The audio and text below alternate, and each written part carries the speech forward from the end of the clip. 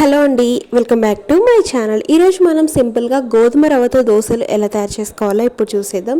ఈ దోశలు చాలా టేస్టీగా ఉంటాయి. మీరు ఒకసారి తప్పకుండా ట్రై చేయండి. దీనికోసం ఒక గ్లాస్ మినపప్పు, అలాగే 2 గ్లాసుల గోధుమ రవ్వ తీసుకోవాలి. వీటిని శుభ్రంగా కడిగి వాటర్ పోసుకొని 3 to 4 అవర్స్ పాటు సోక్ చేసుకోవాలి. ఆ తర్వాత వీటిని మనం దోశపిండి ఎలా అయితే మెత్తగా మిక్సీ చేసుకుంటామో దీన్ని కూడా అలాగే మెత్తగా గ్రైండ్ చేసుకోవాలి. ఆ తర్వాత మూత పెట్టి నైట్ అంతా ఈ పిండిని అలా వదిలేసేయాలి. మార్నింగ్ కల్లా ఇది బాగా ఫర్మెంట్ అవుతుంది. మనకు దోశపిండి ఎలా అయితే ఫర్మెంట్ అవుతుందో సేమ్ ఇది కూడా అలాగే అవుతుందండి. ఆ తర్వాత సరిపడంత సాల్ట్ యాడ్ చేసుకొని దోశలాగా వేసుకోవాలి. మీకు నార్మల్ దోశలు బోర్ కొడితే ఒకసారి ఈ దోశని ట్రై చేయండి. నిజంగా టేస్ట్ చాలా బాగుంటాయి. ఒక డిఫరెంట్ టేస్ట్ అనేది వస్తుంది.